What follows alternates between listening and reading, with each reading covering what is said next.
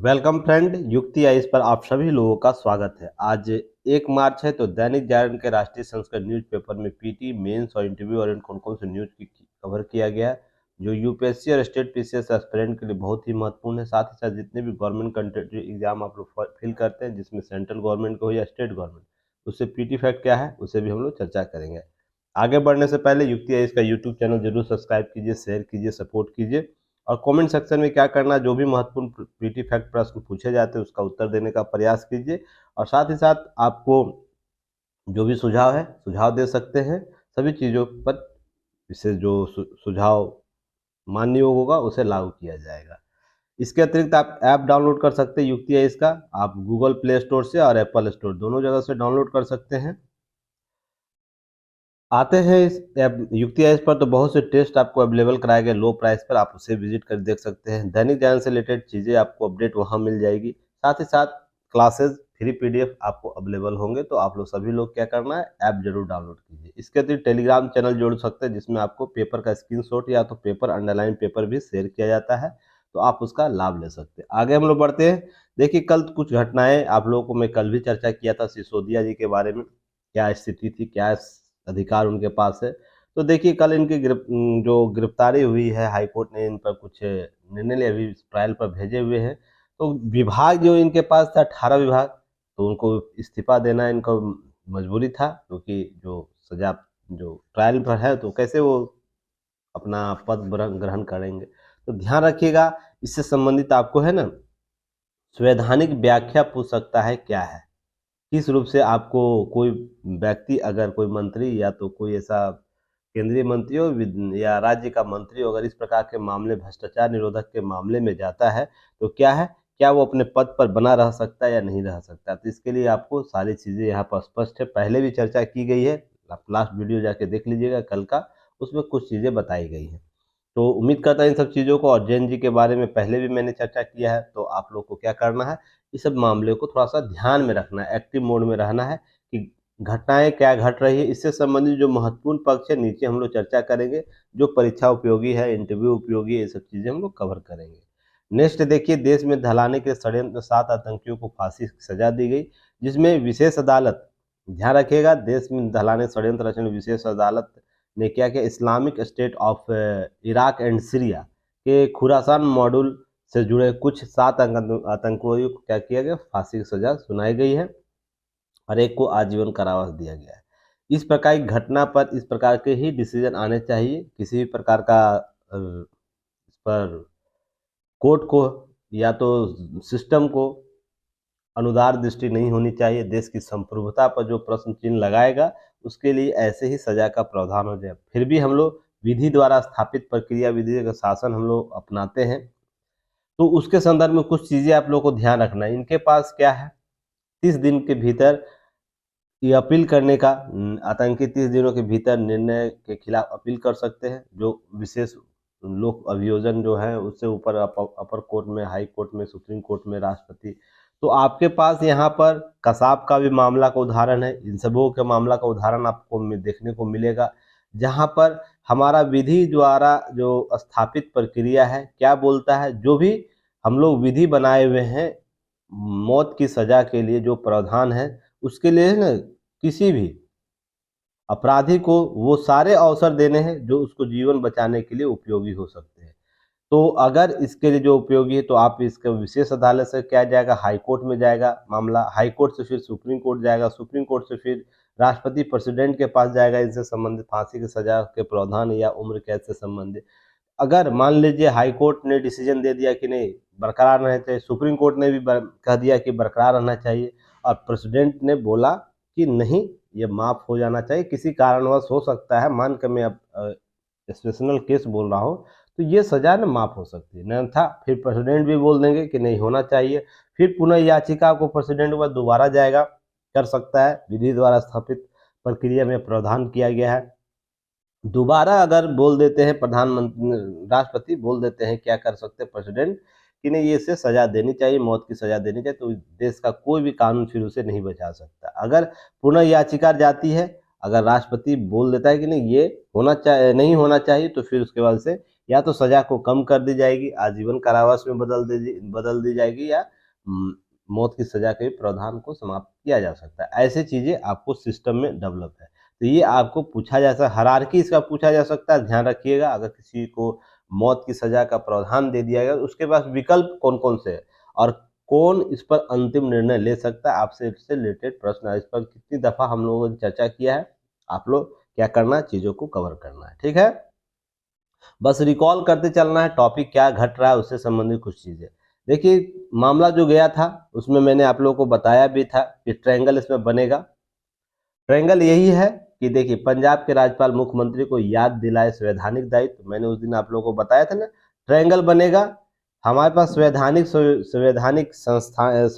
विधि क्या है, कानून क्या बोलता है, आपको संविधान क्या बोलता है, उसके बाद आपको विधि क्या बोलती है, साथ ही साथ आपको मौलिक जो प्रस्तावना के जो मूल भाव में छुपा हुआ अर्थ है वो क्या है। तो यहाँ पर देखिए उसी संदर्भ में ट्रायंगल में आपको संवैधानिक दायित्व बताया गया है कि आपको क्या करना है, संविधान के अनुरूप भी काम करना है, विधि द्वारा भी काम करना है। हालांकि प्रस्तावना के अंश नहीं बोले गए हैं, पर कुछ संदर्भ में वो स्पष्टता झलकती है, तो उस पर हम लोग चर्चा करेंगे।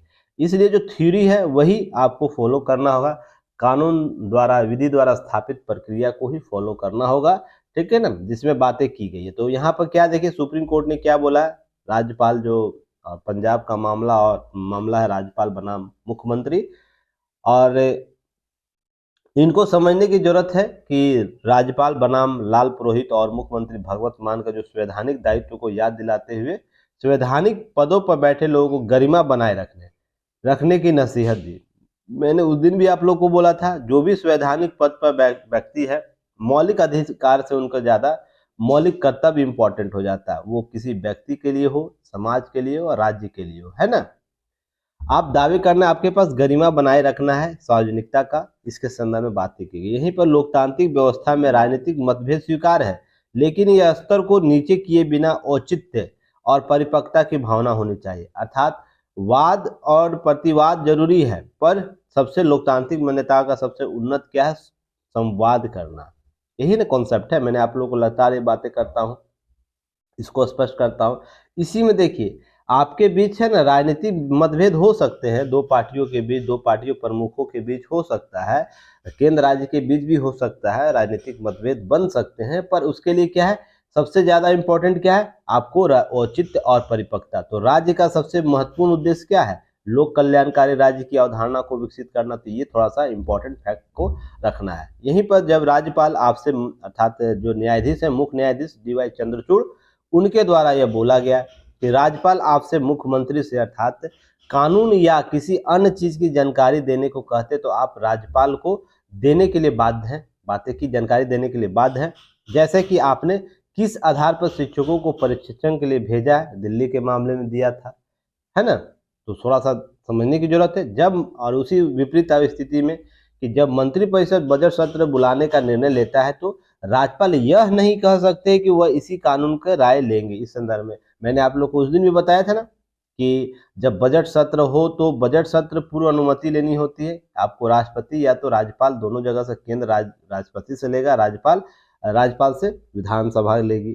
तो यहाँ पर पूर्व अनुमति की स्थिति क्या होगी, अगर नहीं देगा या नहीं मानेगा, तो यह स्पष्टता बताया ही नहीं गया, यहाँ पर मौन है। तो मैंने आप लोगों को कल के पेपर एनालिसिस में ही बताया था, यहाँ पर संवैधानिक व्याख्या बहुत इंपॉर्टेंट हो जाती है, प्रस्तावना बहुत इंपॉर्टेंट हो जाता है। तो यहीं पर बातें की गई है, आप ऐसा नहीं कर सकते, क्योंकि यह राज्य या देश के लिए वित्त क्या है। मैंने आप लोगों को जब बजट सत्र पढ़ा रहा था क्लास में, तो उस दिन एक सब टर्मिनोलॉजी यूज किया था ना कि बजट देश का नाड़ी होता है, अर्थात जो पूरे शरीर में अगर नाड़ी को ही बंद ब्लॉक कर दिया जाए तो शरीर जिंदा होगा नहीं ना होगा। वो किसी भी परिस्थिति में क्या करना है, इस नाड़ी को जीवित रखना है। तो इसके लिए बजट, वित्त, किसी भी राज्य और केंद्र के लिए बजट सबसे इम्पोर्टेंट पार्ट होता है, वित्त आवंटन बहुत इंपॉर्टेंट पार्ट होता है। इसको अमूमन ये ऐसी स्थिति नहीं बनती, पर पहली बार ऐसे मामले देखने को मिले जहाँ पर वित्त बजट सत्र चलने को है और राज्यपाल है विचार करे, तो आपको माननीय न्यायालय के द्वारा यह बातें की गई, आपको भी यह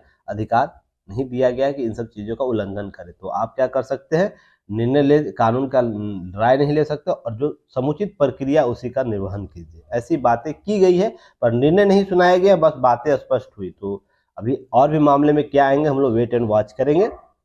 अब देखिए G20 दो धुरियों के बीच सामने भारत की बड़ी चुनौती है। अभी देखिए राष्ट्रपति भवन में संस्कृति केंद्र की ओर से G20 के विदेश मंत्रियों की बैठक होगी, जिस पर नजर सभी का होगा, क्योंकि इस बैठक में है ना रूस, चीन, अमेरिका के कुछ देशों के तरफ से आपको लोग आ रहे हैं। तो यहाँ पर ध्यान यह रखना, भारत आने वाले अमेरिका के विदेश मंत्री एंटनी ब्लिंकन है, याद रखिएगा। रूस के विदेश मंत्री सरगेई लावरोव है। चीन के विदेश मंत्री चिंग जांग है, जो पहली बार आ रहे हैं भारत, ये भी याद रखना आप लोगों को। ब्रिटेन, ये सब क्यों याद रखना है, आपको पीटी फैक्ट के तौर पर पूछा जा सकता है। जो G20 के जितने भी सम्मेलन है उससे संबंधित सभी साक्ष्य को याद रखिएगा, आपको यहाँ से प्रश्न पूछे जा सकते हैं।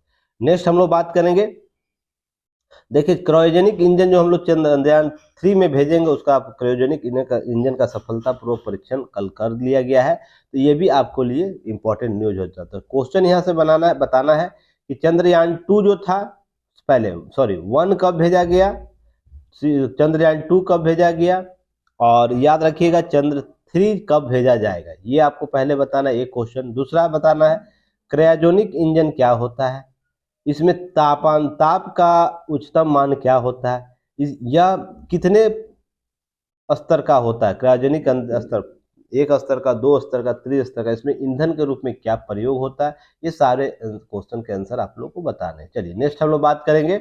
आज थोड़ा फटाफट मैं करूंगा क्योंकि मुझे कहीं जाना है, इसलिए चीज़ों को जल्दी फटाफट देख लेंगे।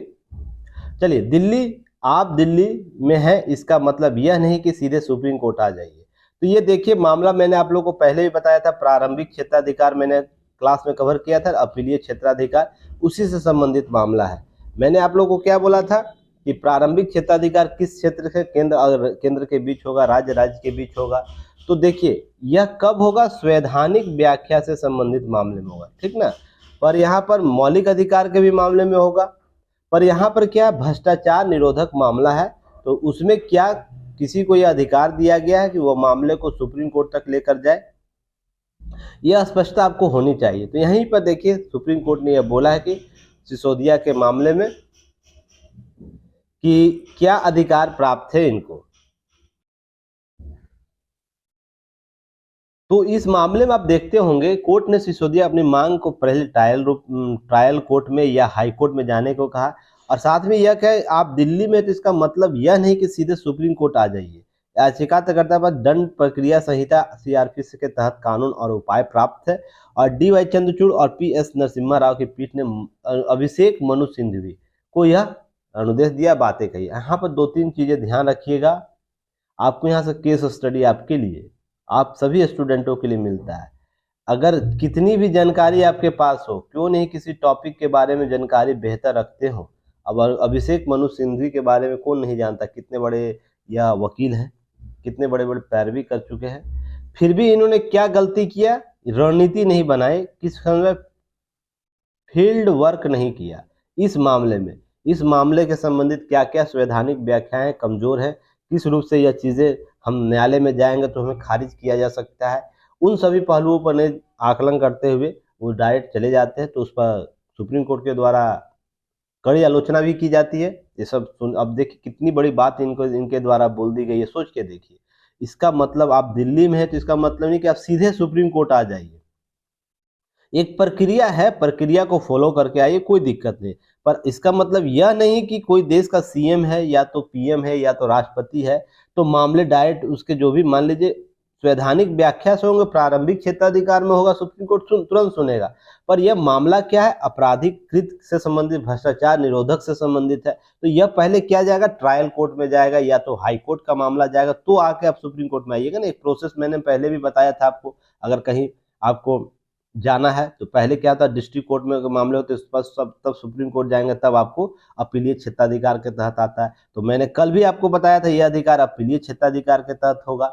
ये सब चीजें ध्यान रखने वाली बात है, कहाँ से कहाँ चीजें एक दूसरे से कोऑर्डिनेट हो रही है। तो यहाँ पर देखिए सिंघवी जी के द्वारा क्या हुआ कि पूरा तरीके से तैयारी नहीं करते तो ये क्या हुए, फेल हुए ना। वैसे ही आप भी हैं, आप कितने भी पढ़ ले, जानकारी रख लीजिए, उसका फील्ड वर्क नहीं कीजिएगा, अर्थात फील्ड वर्क करने के बाद उसे उसके संदर्भ टॉपिक के संदर्भ में रिसर्च नहीं की जाए, उसका बेहतर तरीके से तैयारी नहीं कीजिएगा, एग्जाम हॉल में जब उतरिएगा तो भी आप फेल होइएगा। इसलिए मैं बार बार बोलता हूँ, आप लोग आंसर राइटिंग कीजिए, लिखिए, प्रयास कीजिए, किंतु परंतु करने से कुछ नहीं होगा। जब इतने बड़े वकील तो ऐसी की तैसी हो जाती है कोर्ट में, सोच लीजिए, केवल इसलिए कि उन्होंने अपने केस के बारे में रिसर्च नहीं, आकलन नहीं किया कि इसके संदर्भ पॉजिटिव पॉइंट क्या है, नेगेटिव पॉइंट क्या है, और मैं जो पक्ष रख रहा हूँ क्या वो उस आधार पर न्यायालय से मानेगा या नहीं मानेगा। अब देखिए उन्होंने क्या क्या गलतियां किया, सोच के देखिएगा, ऐसे ही गलतियां आप लोग भी करते हैं। अब देखिए अनुच्छेद 32 के तहत याचिका दाखिल की गई है। सोच के देखिए अनुच्छेद 32 क्या कहता है, किसी के मौलिक अधिकार का हनन करने के लिए, हनन करने के लिए बातें करती है ना। तो जब जबरदस्ती सिंधवी जी के द्वारा 32 से जोड़ा गया इस मामले को, तो क्या यह व्यक्ति विशेष है? पहला तो आपको यह समझना होगा, व्यक्ति विशेष का मौलिक अधिकार समाप्त हो रहा है या हनन हो रहा है। यह भ्रष्टाचार निरोधक मामले में एक बड़ी गलती, इतनी जानकारी होने के बावजूद ये फील्ड वर्क इन्होंने नहीं किया। अर्थात कहने का मतलब 32 के आर्टिकल को नहीं समझे, मूल को नहीं समझे कि 32 क्या कह रहा है और 226 क्या कह रहा है, इसके मूल को नहीं समझ पाए। सोच के देखिएगा, तो नहीं तो ये करते नहीं। तो यहाँ पर सोच के देखिएगा, यहाँ समझिएगा कि शराब घोटाले 17 अगस्त 2022 को आईपीसी की धारा 120 भी 447 से और भ्रष्टाचार निरोधक कानून 1988 के तहत 7 धारा जो है उसके तहत दर्ज की गई, एफआईआर दर्ज की गई। तो भ्रष्टाचार निरोधक के मामले में किसी केस का होना, क्या वो मौलिक अधिकार हनन आएगा, ये भी समझने की जरूरत है। और ऐसा है तो भी क्या न्यायालय इसको मान लेगा, ये भी आपको समझने की जरूरत थी इसके संदर्भ में। तो देखिए कोर्ट ने कैसे लताड़ा है, इनको समझ के देखिएगा। अब शब्द इसी को कहा जाता है, लताड़ने का शब्द कहा जाता है कोर्ट के द्वारा, या चेतावनी से समझिएगा। अनुच्छेद 32 के तहत सीधे सुप्रीम कोर्ट की याचिका कैसे दाखिल कर सकते हैं आप? अनुच्छेद 32 के तहत दाखिल याचिका एफआईआर रद्द होने की मांग कैसे की जा सकती है? अब दूसरी गलती इनके द्वारा की गई कि आर्टिकल 32 में इस एफआईआर के है ना कि दर्ज जो मामला उसको रद्द करने की बात की गई। अब बताइए आर्टिकल 32 में जो भी अधिकार मैंने आप लोगों को बताया है, 5 रीट जाहिर करता है, क्या उसमें किसी में ये फिट हो रहा है? सोच के देखिएगा, एफआईआर की कभी बात होती है वहां पर? सोच के देखिएगा। तो यहाँ पर देखिए दूसरी गलती इनके द्वारा कर दी गई। ऐसे ही आप लोग भी हैं, अगर आप बेहतर तरीके से तैयारी नहीं कीजिएगा, एग्जाम का क्वेश्चन देखिएगा और उसके बाद आंसर बिना मतलब जो ज्ञान प्राप्त है सभी को वहां उधेड़ दीजिएगा। इस टॉपिक से रिलेटेड क्या आपको एक्सप्लेनेशन करना है, इसकी जब तक जानकारी नहीं होगी तो टॉपिक में भरपूर नंबर नहीं मिलेगा। इसके लिए एकमात्र उदाहरण है कि आप आंसर राइटिंग कीजिए, और जो लोग अभी तक आंसर राइटिंग नहीं कर रहे हैं उसमें आकलन कीजिएगा। जब सिंधवी जी इतने बड़े वकील हो के इतनी जानकारी रखते हुए भी इन्हें बारीकियां नहीं समझ पाए, तो समझ कीजिए उनको कभी नंबर मिलेगा? सोच के देखिए, अगर सारी बारीकियों को सही तरीके से ले जाते। हाँ, भ्रष्टाचार के मामले में उन्होंने इसके संदर्भ में कुछ छूट की मांग की जाती तो न्यायालय का बयान कुछ और ही होता, पर इन्होंने क्या किया, सबसे बड़ा बवंडर मिस्टेक कर दिया। किसी भी भ्रष्टाचार निरोधक से संबंधित एफआईआर को रद्द करने के लिए आर्टिकल 32 से जोड़ दिया, जो कहीं भी फिट नहीं बैठता है। सोच के देखिए, बंदी प्रत्यक्षीकरण का भी सिस्टम है जिसमें लग रहा है कि मौलिक अधिकार किसी व्यक्ति विशेष का हो रहा है, पर यहाँ ने क्या किया, पद ने किया है भ्रष्टाचार। तो यहाँ पर सोच कीजिए, क्या सीएम, उप सीएम, डिप्टी सीएम के मौलिक अधिकार का हनन हो रहा है? सोच के देखिएगा। तो यहाँ पर देखिए इस मामले में विचार करने का अनुरोध करते हुए विनोद गुहा के केस का हवाला दिया। तो विनोद गुहा का केस था जिसमें सुप्रीम कोर्ट ने अपना निर्णय दिया था। इसमें भी ऐसे ही भ्रष्टाचार से निरोधित मामला था, पर याद रखिएगा वो हाई कोर्ट से होकर आया था, इसलिए सुप्रीम कोर्ट ने उसे सुना था और वो अपीलीय क्षेत्राधिकार के तहत सुना था। तो यहाँ पर देखिए तीसरी गलती इनके द्वारा की गई कि किसी भी केस स्टडी को ढंग से नहीं पढ़े। तो आप लोग को क्या मैं बोलता हूँ, केस स्टडी को पढ़िए। केस स्टडी समझाता है कि कैसे हमको क्या चीज किसी मामले में किस संदर्भ में हमें को आकलन करना, उसका उत्तर कैसे किस रूप में देना। विनोद दोहा का यह केस स्टडी बेहतर तरीके से पढ़कर आते हैं। और देखिए सुप्रीम कोर्ट को यह बता भी रहे हैं कि आपने विनोद दोहा का हवाला दिया, तो सुप्रीम कोर्ट ने क्या जवाब दिया। बॉम्बे हाई कोर्ट से आया था, तो मैंने आप लोग क्या बोला, अपीलीय क्षेत्राधिकार नीचे से ऊपर जा सकता है। तो यह हाई कोर्ट से गया तो अपीलीय क्षेत्राधिकार में सुप्रीम कोर्ट जरूर सुनेगा, क्यों नहीं सुनेगा। पर यहाँ पर आप दलील भी क्या दे रहे हैं, बिना केस स्टडी किए। तो आपको लताड़ तो पड़ेगी ही ना, सुप्रीम कोर्ट के बातें तो सुननी ही पड़ेगी। अब यह मामला देखिए, अब दुहा जी का मामला क्या था, एक पत्रकार का अभिव्यक्ति की आजादी से जुड़ा मामला था। और यह क्या है, भ्रष्टाचार से जुड़ा हुआ मामला था और उसमें कोरोना काल भी चल रहा था। एक्सेप्शनल केस में आपको बोलता ना कि एक्सेप्शनल केस में या आपातकालीन स्थितियों सुप्रीम कोर्ट कुछ भी कर सकता है, किसी भी तरीके से अपने पास केस को अपने पास रख सकता है, मंगा सकता है। तो इस कोरोना विशेष स्थिति था।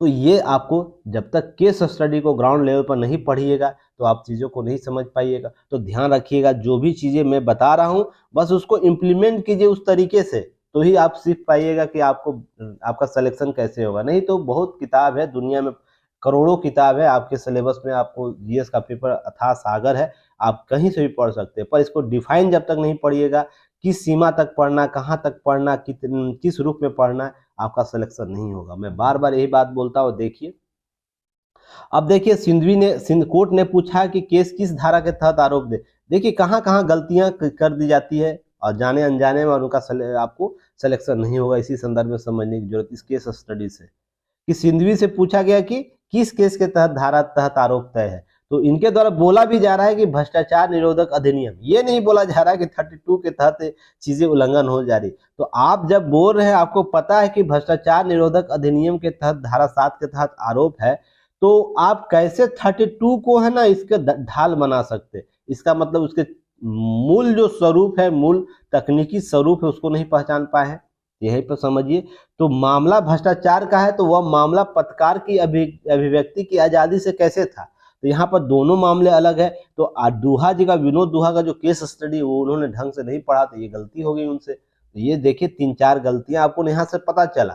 तो आपको ये क्या करना, अपने यूपीएससी के पैटर्न में फॉलो करना है। और आपको कभी पूछे क्या ऐसा मामला था जिसमें सुप्रीम कोर्ट ने ऐसी संदर्भ में बातें की, क्या 32 का मामला बन सकता था, तो आपसे राय पूछा जा सकता है। 226 का मामला बन सकता है तो आपसे राय पूछा जा सकता है इस मामले में। तो क्या करना है, इसको बेहतर तरीके से कवर कर लेना है और जो चीजें बताई जा रही है उसको फॉलो अप करना है। कमेंट शेयर करना है, जो भी अच्छा लग रहा है आपको कमेंट कर सकते हैं। कंजूसी मत किया कीजिए, नहीं तो आप लोग को मैं क्या बोलूं, बहुत आप लोग स्मार्ट हो गए हैं, कोई दिक्कत नहीं। चलिए अब एक देखिए प्लान, मास्टर प्लान 2041 याद रखिएगा, दिल्ली सरकार के द्वारा लाई गई, उपराज्यपाल के द्वारा बीके सक्सेना जी के द्वारा इसको जारी किया गया है। अब याद रखिएगा, जहां झुग्गी वहां मकान के तहत C2 पुनर्वास किया जाएगा, अर्थात जहां है वहीं पर किया जाएगा, C2 पुनर्वास किया जाएगा। अब महिला अभ्यर्थियों से संबंधित दिशा निर्देश की ढील दी गई है। ध्यान रखिएगा, मास्टर प्लान दिल्ली से संबंधित है, जहां पर समावेशी विकास, पर्यावरणीय स्थिरता, ग्रीन इकोनॉमी आधारित संरचना का विकास पर जोर दिया जाएगा। समाज के सभी वर्गों के लिए पर्याप्त आवास, TOD हब, लैंड पुलिंग और हरित क्षेत्र विकास प्राधिकरण के तहत शहर विकास को डेवलप किया जाएगा। तो ध्यान रखिएगा, आपको यहाँ से PT फैक्ट प्रश्न पूछा जा सकता है। तो मास्टर प्लान 2041 किस राज्य से संबंधित या यूटी से संबंधित आपको प्रश्न पूछ सकता है, जिसको PT फैक्ट के तौर पर कवर करना है। नेक्स्ट बात करेंगे हम लोग, देखिए 2047 विकसित बनने के लिए टेक्नोलॉजी बहुत बड़ी ताकत होगी। मोदी जी के या मैन्युफैक्चरिंग हब के संदर्भ में बातें की गई है। जीरो डिफेक्ट की बात की गई है। देखिए वेबिनार चलता है बजट सत्र के बाद, आप PIB सर्च कीजिएगा, PIB बजट वेबिनार, तो आपको सारे डॉक्यूमेंट मिल जाएंगे। तो उसको देख लेना है, रिपीट करना। जो भी बजट के मुद्दे हर मंत्रालय के द्वारा वेबिनार आयोजित किया जाता है, जैसे यह होगा इलेक्ट्रॉनिक एंड IT क्षेत्र का जो मंत्रालय है उसके तहत वेबिनार गठित किया गया होगा, जिसमें बजट पर जो इस प्रौद्योगिकी इलेक्ट्रॉनिक और जो IT मंत्रालय उसके संदर्भ में जो भी बातें की गई है उसके संदर्भ में चर्चाएं होती है, सभी लोग आते हैं। तो PIB वेबिनार डालिएगा, बजट वेबिनार 2023, आपको सारे PDF मिल जाएंगे, आप उसको एक बार देख लीजिएगा, विजिट कर लीजिएगा।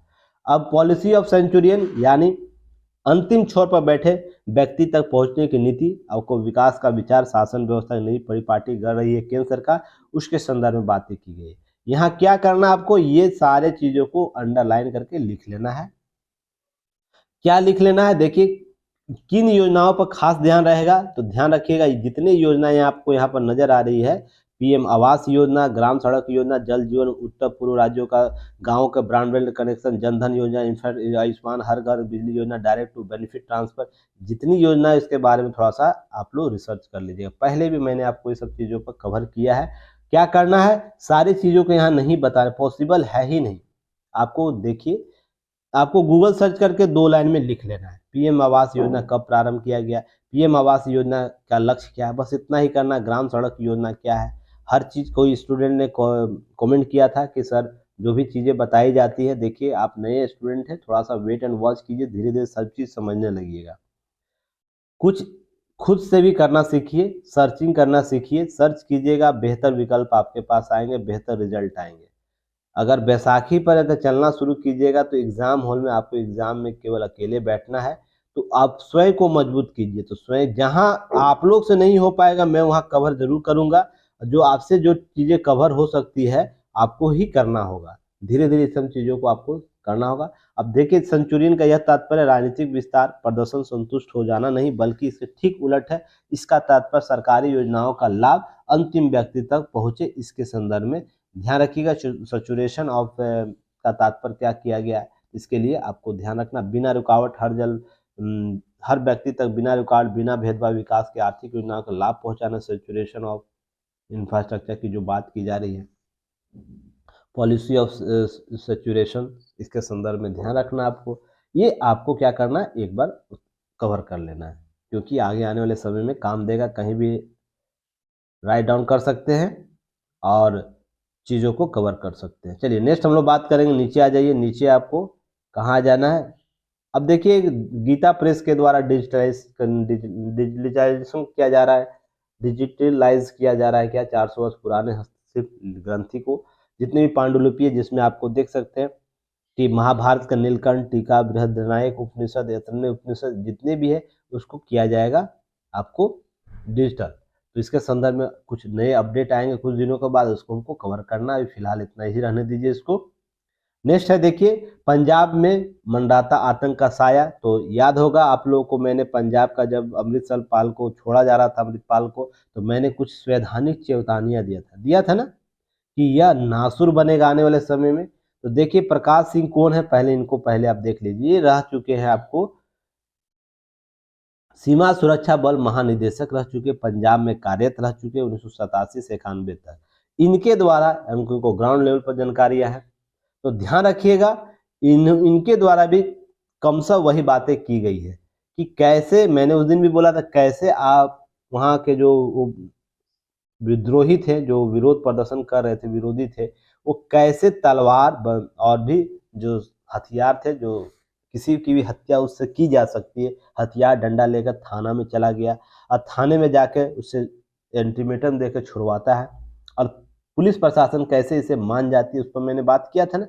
इस आर्टिकल में आपको सारी वो जानकारियां मिल जाएगी। खालिस्तान के समर्थक जो संदर्भ में बातें की गई थी, गुरु ग्रंथ साहिब को ढाल बनाकर, मैंने चेतावनी बताया था आपको, नासुर बनेगा आने वाले समय में। ऐसी ही प्रक्रिया और कल जगह खालिस्तान अपना सकता है, या कोई भी, मान लीजिए सभी का एक धार्मिक ग्रंथ होता है, मान लीजिए हम लोग का हिंदू धर्मों का हो सकता है, आपको महाभारत, रामायण, गीता, ये सब।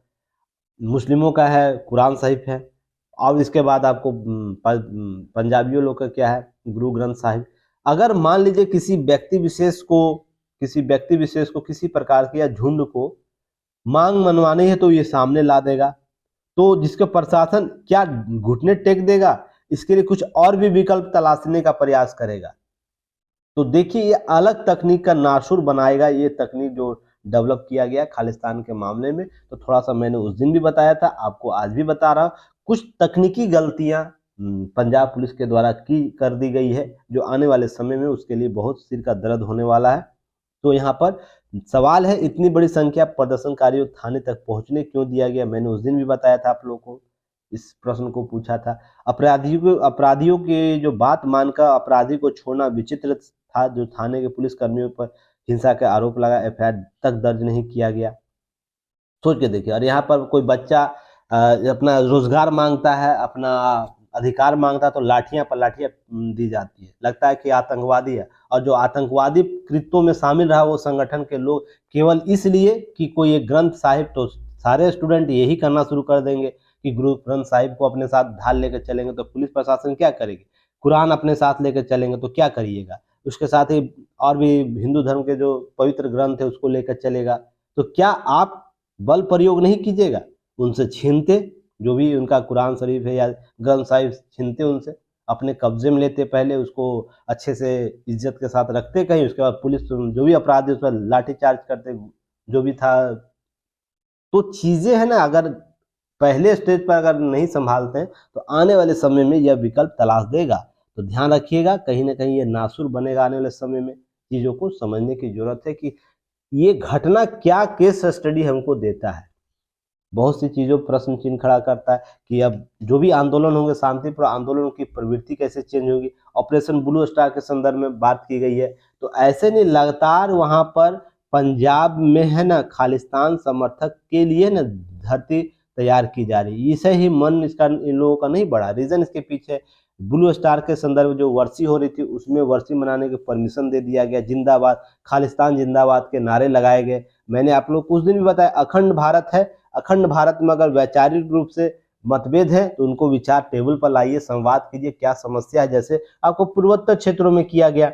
अगर नहीं मानते हैं तो ढूंढ ढूंढ के है ना, पकड़ पकड़ के उसको सजा देने का प्लान, क्योंकि अखंड भारत 1947 में गठन हो चुका है। अब इसका किसी प्रकार से किसी भी पंथ विचारधारा, अब कोई व्यक्ति विशेष बोलेगा हमको महिला लैंड चाहिए, अर्थात हम पूरा महिला का ही एक देश बनाएंगे जहाँ पर सारे महिलाएं, एक बोलेगा पुरुष लैंड हमको चाहिए, हम केवल पुरुषों का देश बनाएंगे। तो क्या ये पॉसिबल है? सोचिए वैचारिक रूप से, ये भी तो एक वैचार एक एग्जिस्ट करता है ना। महिलाओं का शोषण हो रहा है, महिलाओं को हमेशा शोषित किया, तो सारे देश की महिला एक लैंड बना ले, एक देश अलग बना ले, तो क्या ये कहीं उपयुक्त होगा? वैसे ही खालिस्तान का मामला आप समझिए, वैचारिक है, वैचारिक के लिए वो अपने अलग तर्क दे सकते हैं, पर अखंड भारत 1947 के बाद जो चीजें उभर कर आई है, जिस तरह पुनर्गठन किया गया है सरदार वल्लभ भाई पटेल के द्वारा, उसके बाद हमने जब सारे राज्यों का संग्रहण कर लिया, 56 आ गया, उसके बाद आपको ध्यान रखना है, अब देश में किसी भी प्रकार के, हाँ, अलग राज्य आप बना सकते हैं, जैसे आपको छत्तीसगढ़, झारखंड, उत्तराखंड बना ना जी, वैसे अलग राज्य बना सकते हैं, मांग कर सकते हैं उसके लिए अपने भाषाई आधार पर, विकास के आधार पर, और भी आधार जो आपको दिया गया 1956, आपको 56 में जो एक्ट के तहत जो दिया गया, राज्यों का बंटवारा कैसे किया जा सकता है, नए राज्यों का गठन कर, वो कर सकते हैं, पर एक अलग देश बनाने की मांग करना ही आपको इन श्रेणियों में लाया, आपको राज्य युक्ति प्रतिबंध लगा दे। तो थोड़ा सा राज्य को, नहीं तो क्या होगा, अगर सही तरीके से पंजाब की वर्तमान जो सरकार नहीं करेगी, तो ढुलमुली नीति अपनाती है आतंकवादियों के खिलाफ, तो केंद्र सरकार को पूरा यह अधिकार होगा कि वो राज्य सरकार को बर्खास्त कर दे और राष्ट्रपति शासन लगा दे। तो पंजाब के जो आम पार्टी है वो बोलेगी केंद्र ऐसा करेगी, क्या बोलेगा, संवैधानिक हनन किया जा रहा है, आपातकाल जैसी स्थिति आ गई है, अब मौलिक अधिकारों फलना फलना फलना चीजें बातें करना शुरू कर देगा। पर पंजाब की वर्तमान सरकार को यह तनिक भी आभास नहीं कि उसने क्या गलती कर चुके हैं। तो ये सब चीजों को समझने की जरूरत है। चलिए नेक्स्ट हम लोग बात करेंगे। यहाँ पर देखिए बात की गई है, बदलता मौसम खेती के लिए खतरनाक है। तो क्या है, आप लोग को देखिए, पहले भी बात की मैंने, आप लोग को लगातार इन सब चीजों पर कवर करता हूँ कि हमारे देश में, विदेश में, विश्व को क्या सबसे बड़ी समस्या क्या है, कि सबसे बड़ी समस्या है जलवायु परिवर्तन। उसके असर अगर दिखाना शुरू कर दिया, जलवायु धीरे धीरे अब दिखा भी रहा है, आने वाला 200-250 साल के बाद स्थितियां बद से बदतर हो जाएगी। फिलहाल अभी कंट्रोल करने की स्थिति में, तो कंट्रोल किया जा सकता है। देखिए 2030 में धरती में 0 पॉइंट से लेकर 1.2 डिग्री सेल्सियस तक वृद्धि होने की असंभावित हो सकता है। 1 डिग्री मात्र बढ़ोतरी से, ध्यान रखिएगा, वर्ष 2050 में 0.8 से लेकर 3.6 डिग्री सेल्सियस होगा, और वर्ष 2080 में 1.56 से लेकर 5.55 डिग्री सेल्सियस तक होने का अनुमान है। बढ़ोतरी की बात की जा रही है, तो इसका अर्थ यह हुआ, तापमान 1 डिग्री अगर बढ़ता है, 1 डिग्री सेल्सियस, तो उसमें लगभग खेत से 360 किलोग्राम प्रति हेक्टेयर, याद रखिएगा, का उत्पादन पैदावार कम हो जाता है। तो सोच के देखिएगा कि पूरा वर्ल्ड का ये नक्शा निकाल लीजिए, कितना हेक्टेयर है टोटल, अब उसके बाद घटा दीजिए। अगर 2 डिग्री बढ़ता है तो इसको डबल कर दिए, 3 डिग्री बढ़ता है इसका 3 गुना कर दीजिए, 4 डिग्री बढ़ेगा इसका 4 गुना कर दीजिए, तो समझ में आ जाएगा। प्रति हेक्टेयर लगभग 1200 जितना उत्पादन अभी नहीं कर रहा, उससे कहीं ज़्यादा नुकसान होने लग रहा वर्तमान समय में देखें। तो ये सब चीज़ें ध्यान रखने वाली बात है कि आने वाले समय में इसकी समस्या कहाँ से कहाँ तक। चलिए इसको थोड़ा सा ध्यान से देखना है। उसके बाद कार्बन डाइऑक्साइड की भूमिका के बारे में बात की गई, मात्रा बढ़ता तो कैसे समस्या उत्पन्न होगी, पोषक तत्वों की कमी होती है, तापमान में बढ़ोतरी से क्या होगा, सुरक्षा का दोहरा खतरा होता है, तो ये सब चीज़ें आपको जानकारी होनी चाहिए। क्या कहता है रिपोर्ट, जो रिपोर्ट आया उसमें क्या कहा जाता है कि 2050 तक दुनिया लगभग 17.5 करोड़ लोग क्या होंगे, जिंक की कमी से होंगे, 12.2 करोड़ लोग क्या प्रोटीन की कमी होगी, ग्रस्त होंगे। उसी तरह 73% प्रोटीन की कमी, 81% लोग लोह तत्व की कमी होगी, 68% लोग जिंक की, आपात पेड़ पौधे की कमी होगी। 1.4 लोग क्या होंगे, 1.4 अरब लोग लोह तत्व की कमी होगी। तो सोच के देखिएगा 50 तक समस्याएं विकट कहाँ तक होगी। सरकार जितनी भी कार्य कर रही, देश की सभी सरकारों को बात हो रही है, विश्व की सभी सरकारों की बात हो रही है, तो ध्यान रखिएगा कितनी समस्याएं उत्पन्न होगी। तो यहाँ पर आपको इसके संदर्भ में काम करने की जरूरत, देश को काम करने की जरूरत है, सारे देशों को काम करने की जरूरत है। अब ध्यान यह रखना है, भारत के संदर्भ में बातें की जा रही है तो बहुत सी चीजें आपको ध्यान में रखने की जरूरत है। सॉरी, कमी लगातार देखने को मिलेगी। ये आपको ये रिपोर्ट आया है, ध्यान रखिएगा। हिमाचल प्रदेश के लिए फरवरी का महीना काफी गर्म रहा, उसी के संदर्भ में बातें की गई है। यह आपको जो भारतीय कृषि अनुसंधान परिषद के संदर्भ में शोध के अनुसार ये बातें की गई है, कुछ चीजें आपको ध्यान में रखने के लिए। अब देखिए अल नीनो की बड़ी अनिश्चितता, अल नीनो अगर देश में आ रहा है तो क्या होगा कि इस वर्ष अधिक गर्मी पड़ सकती है और वर्षा लू अधिक चलेगी। भविष्यवाणी की है नेशनल ऑर्गेनाइजेशन ऑफ एटमॉस्फेरिक जो एडमिनिस्ट्रेशन है, उसके अनुसार इस वर्ष मई के जुलाई में अल नीनो का परिस्थिति हो, जिससे बारिश की कमी होगी। अल नीनो कहने का मतलब है कि ये भारतीय भूमि है, ठीक है, या आपको यहाँ पर इंडोनेशिया, ऑस्ट्रेलिया, ऑस्ट्रेलिया आपको यहाँ है, और उसके बाद आपको यहाँ पर पूर्वोत्तर क्षेत्र में देखना है अमेरिका, उसके क्षेत्र, ये प्रशांत जो क्षेत्र है, इसके बाद जो घटने का क्रम है, साइकिल जो है अल नीनो और लीनो का प्रभाव देखने को मिलता है। इस घटनाक्रम को ही अल नीनो, कभी दबाव कम होगा जिससे इस क्षेत्र में बारिश अधिक होती है, अगर फिर उसके जस्ट अपोजिट घटना अल नीनो का नहीं, जिससे बारिश अधिक होगी। तो जिसमें बारिश अधिक होगी तो फसल अच्छा होगा, जब कम होगा तो कम होगा। तो ध्यान रखिएगा, ये सब चीज़ों को जानकारी रखनी है। 2023 में वर्ल्ड इकोनॉमिक फोरम की महंगाई 8.8% घटाकर 6.4% लाकर 6.5% किया है। लेकिन अल नीनो आता है तो क्या होगा, और भी पानी फिर जाएगा, कम होगा, क्या कहते हैं, ग्रोथ रेट। तो इसमें ध्यान रखिएगा कुछ चीज़ें, जैसे अल नीनो आएगा तो क्या होगा, अल नीनो पूरी दुनिया जलवायु पैटर्न बदल जाता है। जो समान वर्षा से अधिक होती है वो क्या कम हो जाए, जैसे पेरू, चिली, मेक्सिको, दक्षिण अफ्रीकी, अमेरिकी सूखे रस मरुस्थल, इस सब भारी बारिश होगा, बर्फबारी हो सकता है। जबकि ब्राजील, इंडोनेशिया, ऑस्ट्रेलिया, उत्तर पूर्वी अमेरिका, भारतीय उपमहाद्वीप के क्षेत्रों में सूखा पड़ सकता है। जो भी मैप में मैं आप लोगों को बनाया ना, देखिए मैप है, इंडोनेशिया है, ये ऑस्ट्रेलिया है, और इसके बाद प्रशांत महासागर, इटली, जर्मनी है ना। आपको यहाँ पर ध्यान रखिएगा, आपको सॉरी ऊपर ये उत्तरी अमेरिका, दक्षिणी अमेरिका ये होगा, ये काट दीजिए। यहाँ से प्रशांत, पेरू, चिली सब देश है। तो यहाँ क्या होगा, भारी वर्षा, इन क्षेत्रों में भारी वर्षा होगा और इन क्षेत्रों पर सूखा होगा। तो ध्यान रखें, इन क्षेत्रों पर सूखा होगा। तो ये पैटर्न क्या अपोजिट चलता है, और जब लालिनो आएगा तो क्या होगा, ये अपोजिट होगा। तो यहाँ पर सूखा होगा, दूसरे पेन से कवर कर दूँ, यहाँ सूखा हो जाएगा और यहाँ पर पूरा बारिश होगा। तो यहाँ पर ध्यान रखना है। तो लालिनो में ऐसा होगा, लालिनो में सूखा आ जाएगा भारतीय उपमहाद्वीप में, आलिनो में क्या हो जाएगा, ये अपोजिट आपको घटनाक्रम में ध्यान रखना। मैपिंग या तो गूगल पर सर्च कीजिएगा लालिनो आलिनो, तो थोड़ा सा आपको मैपिंग वाला भी पैटर्न समझ में आ जाएगा। चलिए, फिर आपको जब की नोट दिया जाएगा उसमें अपडेट कर दिया जाएगा, टेंशन नहीं लीजिए। पहले भी चर्चा किया गया है, मुझे जहाँ तक याद आ रहा है। ये सब चीज़ें याद रखिएगा तो आपको हो सकता है। बस लास्ट आज एक टॉपिक है, उसको कवर कर लिया जाए। ब्लू इकोनॉमी पर पूर्वोत्तरी क्षेत्रों में बल देगा, अर्थात ब्लू जो ब्लू इकोनॉमी के संदर्भ में बातें की जा रही है। क्यों? क्योंकि देखिए आपको हाल ही में यह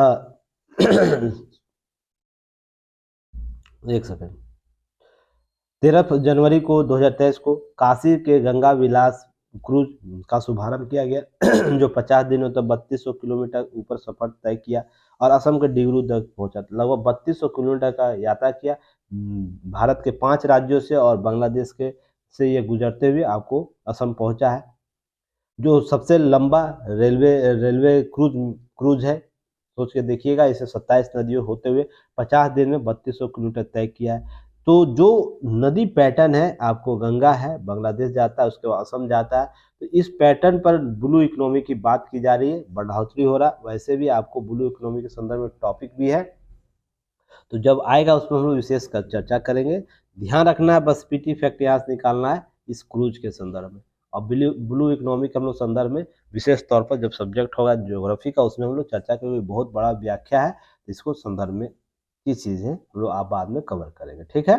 चलिए नेक्स्ट है, एक देखिए इसको कवर करना है, सुपर बग के बारे में बहुत बेहतर तरीके से ये कवर किया गया। जलवायु परिवर्तन से बढ़ रहा सुपर बग का खतरा, क्योंकि पैटर्न चेंज हो रहे हैं ना, पैटर्न चेंज हो रहे हैं। 1 करोड़ लोगों को सालाना मौत हो रही सुपर बग संक्रमण से 2025 तक अभी संभले नहीं तो। ये सब आंकड़े दिए गए हैं। सुपर बग कहने का मतलब क्या होता है कि आपको देखिए यहाँ पर चिकित्सा के क्षेत्र में सुपर बग बड़ी चुनौती बनकर सामने। सुपर बग यानी ऐसे बैक्टीरिया जिन पर एंटीबायोटिक दवा का प्रभाव नहीं पड़ता। लगातार एक एंटीबायोटिक खाते हैं तो क्या होता है कि अधिक सेवन करते हैं सीमा से अधिक, तो क्या होता है आपको एंटीबायोटिक जो दवा है वो जो भी बैक्टीरिया उसके लिए एक सुपर बग तैयार कर लेते हैं एंटीडोज के रूप में। उस पर असर ही नहीं करे, कितना फिर खाते रह जाइए एंटीबायोटिक तो कोई फायदा नहीं होगा। तो थोड़ा सा क्या करना है, इसको एक बार इसका की नोट्स आपको बेहतर तरीके से कवर करना। जितनी बातें यहाँ की गई है सारे के राउट डाउन कीजिएगा यहाँ तक, जो देखिए लाइन जो टिक किया गया है, और यही अगर कवर करके जाते हैं तो सुपर बग से संबंधित सारी जानकारी आपको हो जाएगी, जो एग्जाम हॉल में आपके लिए इनफ होगा। इतना उम्मीद करता है इन सब चीज़ों को आप कर सकिएगा। धन्यवाद। फिर कल हम लोग मिलते हैं एक नए न्यूज एनालिसिस के साथ। चलिए तब तक के लिए धन्यवाद। जय हिंद।